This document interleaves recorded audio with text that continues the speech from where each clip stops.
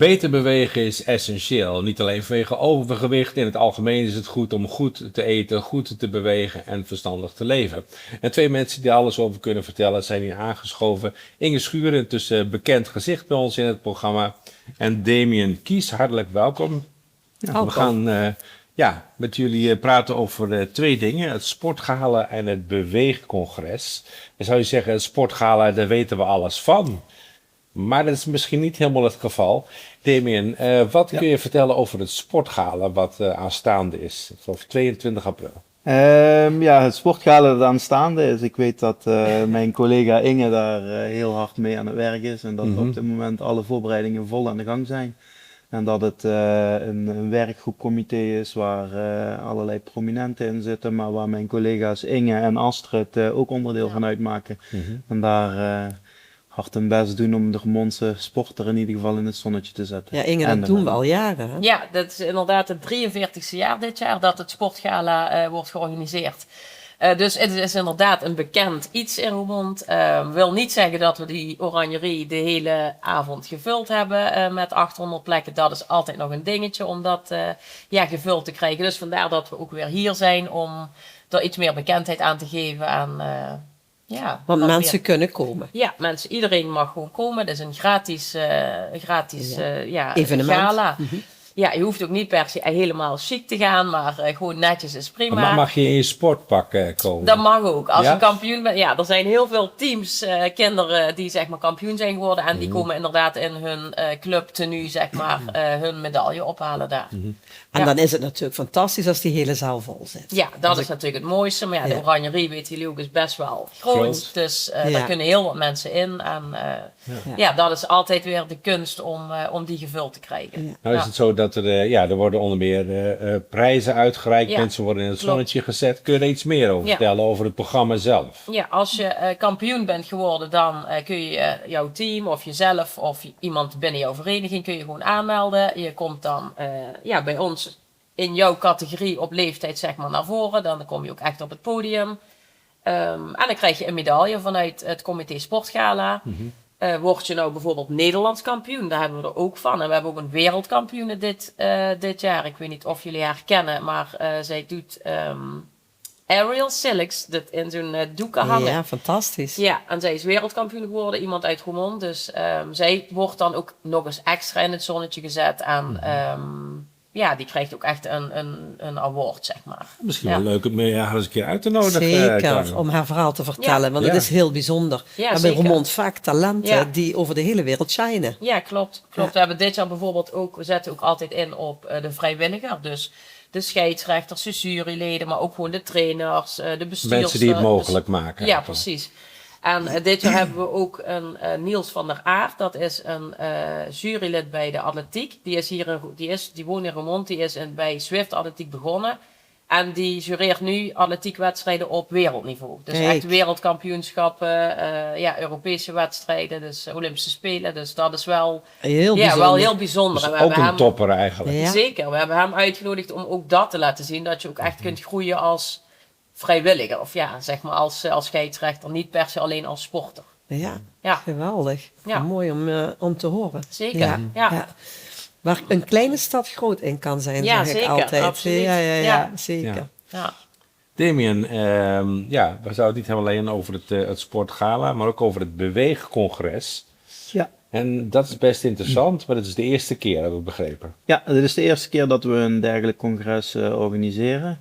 Het Beweegcongres, het idee is eigenlijk om professionals, vrijwilligers, en dat kan van alles zijn, kader, mensen die voor de groep staan, of mensen die coördineren, om die allemaal bij elkaar te brengen en allereerst elkaar te leren kennen, dus een netwerkfunctie, maar ook met een stukje keynote van René Wormhout.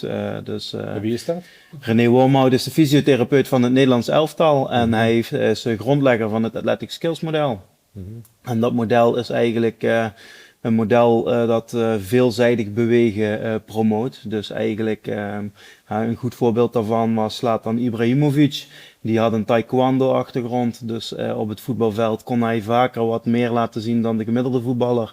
Puur omdat in zijn systeem al bepaalde technieken zaten die andersoortig waren dan in ieder geval van voetbal.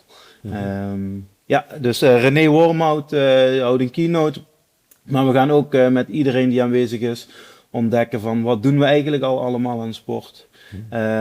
Waar lopen we tegenaan, waar kunnen we hulp bij gebruiken. Dat gaat dan over trainers, coaches, personal trainers. Het wat gaat, voor mensen moet ik dan aan denken? Sportleraren? We hebben het vaak over sport, maar het gaat vooral ook om in beweging komen.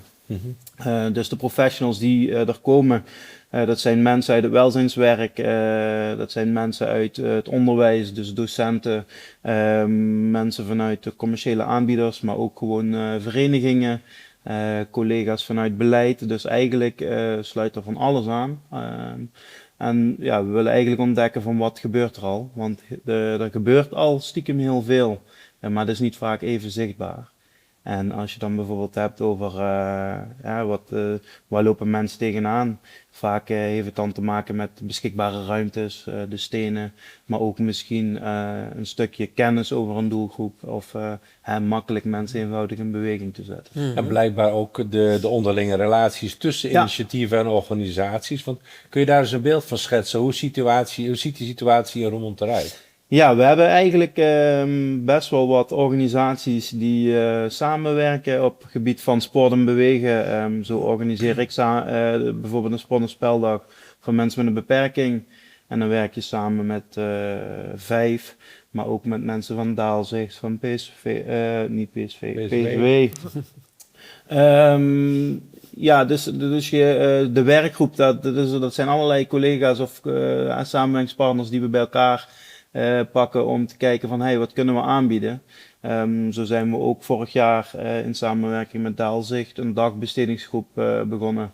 En wij hebben vooral meegedacht en de aanbieder in Roermond en Daalzicht doet het financiële stukje. En waren ze enthousiast? Ja. Dus, we hadden eerst hoog ingeschoten.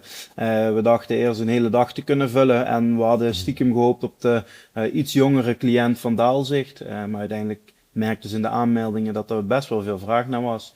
Alleen de gemiddelde leeftijd was wat hoger, dus toen hebben we het afgeschaald naar een ochtend, waar ze eindigen met een gezonde lunch en dan richting hun andere locatie gaan.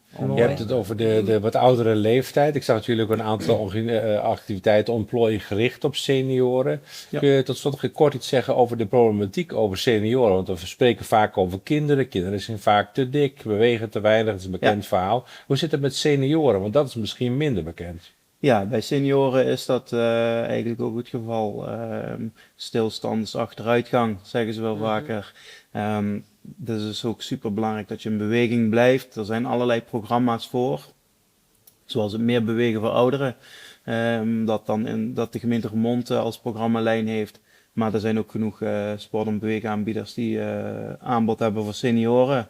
En eigenlijk spierversterkende oefeningen zorgt er in ieder geval voor dat je langer fit blijft en ook daardoor hopelijk minder snel de zorg in hoeft of naar de dokter moet. Ja, dat moeten we voorkomen.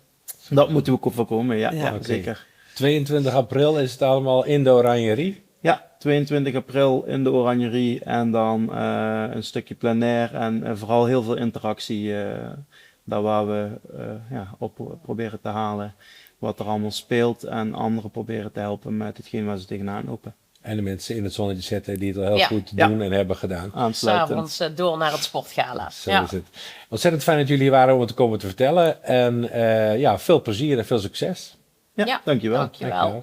Deze uitzending wordt mede mogelijk gemaakt door Oonktime Roermond en Hotel Grand Café de Pauw.